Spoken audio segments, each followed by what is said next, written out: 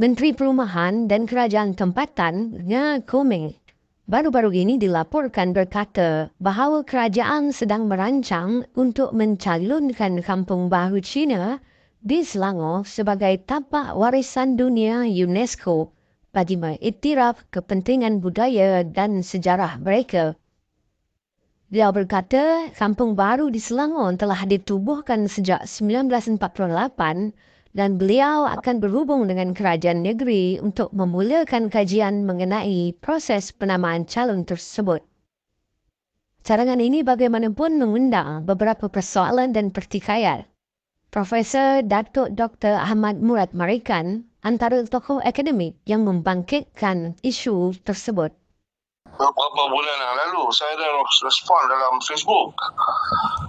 Poin saya dalam masa itu dan sekarang ialah ia tidak wajar kerana ia adalah satu usaha untuk memperibumikan bukan Melayu di Malaysia.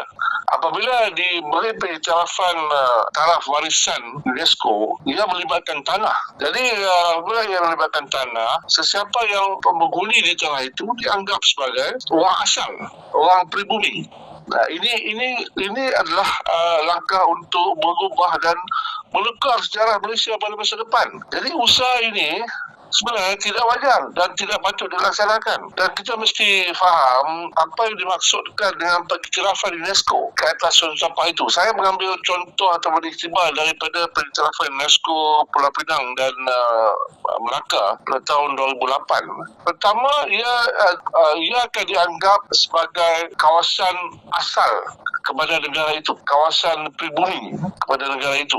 Kemudian kedua, penduduk di tapak itu akan dianggap sebagai orang asal pribumi atau native kepada ruang dan tempat itu. Dan lama kelamaan akan dijadikan bukti dan fakta bahawa penduduk Kampung Baru adalah penduduk asal pribumi Malaysia. Lalu mencabar pemperibumian penduduk Melayu. Lalu penduduk Melayu seterusnya akan dilabel sebagai pendatang dalam arus sejarah masa depan Malaysia.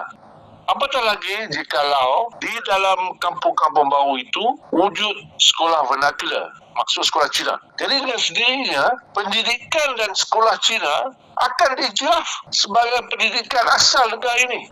Ini merupakan satu keadaan yang amat tidak sesuai untuk difikirkan atau dilaksanakan. Mengapa tidak memilih kampung-kampung Melayu sebagai tempat warisan UNESCO? Mengapa tidak memilih kawasan-kawasan Melayu, bangunan-bangunan sejarah Melayu? Sebab kita tahu Kampung Baru di Cina bukan kita resis.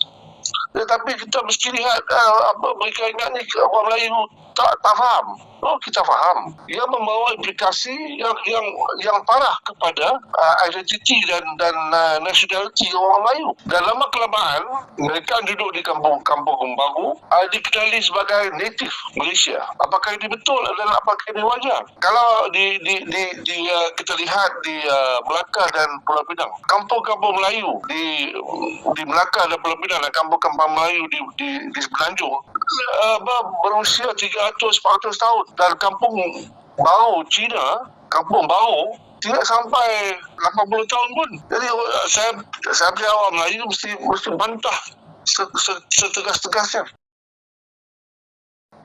Pertama, kerajaan yang ada sekarang ini tidak patut memikirkan untuk menjadikan kampung-kampung baru sebagai tapak UNESCO.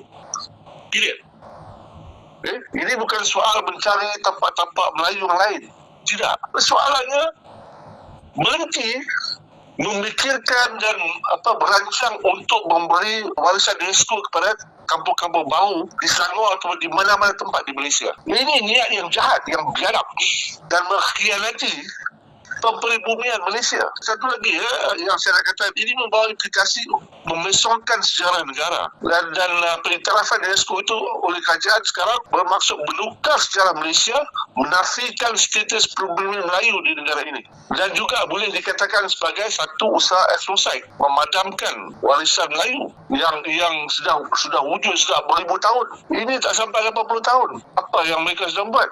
Ini satu dasar yang tidak madani langsung. Kumpulan Melayu NGO Melayu, Portal Melayu mesti bangkap dan memagam menggunakan hujah-hujah sebegitu. NGO Melayu dan orang Melayu mesti sedar bahawa sejarah Melayu masa depan mungkin tiada lagi di Malaysia. Sebab apabila usaha-usaha ini dilaksanakan, dengan sendirinya ia akan memadamkan sejarah Melayu. Dia akan memadamkan sejarah kewujudan orang-orang Melayu dan juga institusi Melayu di Malaysia. Jadi lama-kelamaan tidak ada naratif orang Melayu lagi, sebab jika diberi pengiktirafan itu, dan kalau kita lihat pengiktirafan di Pulau Pinang dan Melaka, ada elemen Melayu. Ini bukan basis. Adakah Obama dan Rishi Sunak menuntut status UNESCO kepada puak-puak mereka di Britain dan Amerika? Apakah Obama dan Rishi Sunak menuntut dan ingin memelihara warisan-warisan India dan kulit hitam Amerika Syarikat sebagai warisan UNESCO? Mereka tidak buat begitu. Dan mengapa orang bukan Melayu di Malaysia berlebih-lebihan nak buat begitu? Ini sudah betul. Apa mengarut ni? Dasar yang mengarut. Benda ni kena clear. Ini implikasi kepada kewatanan negara. Kita tahu, kita dah alami macam memberi status beriktiraf sekolah Cina. Ini implikasi kepada kewatanan negara. Ini nak lebih lagi. Kamu Cina. Tak boleh lah begitu. Saya tak dengar kedengaran dan tidak dengar pangkangan oleh NGO Melayu, ahli-ahli politik Melayu. Apa dah jadi ni? Apa dah jadi kepada ahli politik Melayu, kumpulan Melayu dan NGO Melayu? Tak nampak kami semua. Mengapa mereka tanya soalan yang salah? Ini yang penting. Tanya soalan yang salah. Orang Melayu kena tanya soalan yang betul. Bila kita membenarkan dan mengiyakan pemberian status warisan UNESCO, sebenarnya implikasinya kita memperibumikan. Kalau mereka nak peribumikan, mereka menyokong usaha-usaha perpaduan dan resiprosasi.